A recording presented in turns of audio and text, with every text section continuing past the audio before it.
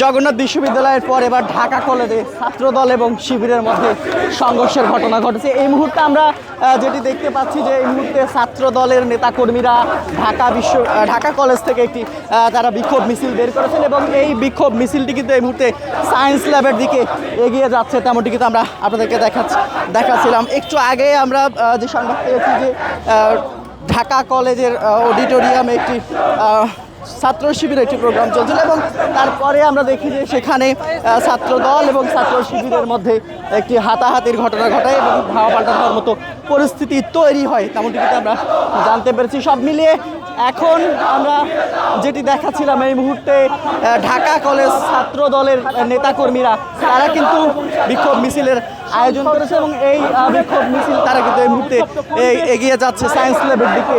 এই সংঘর্ষের ঘটনাকে কেন্দ্র করে আমরা দেখেছি যে ঢাকা কলেজে থমথমে পরিস্থিতি বিরাজ করছে এবং থমথমে পরিস্থিতি চলমান কিন্তু রয়েছে ঢাকা কলেজে।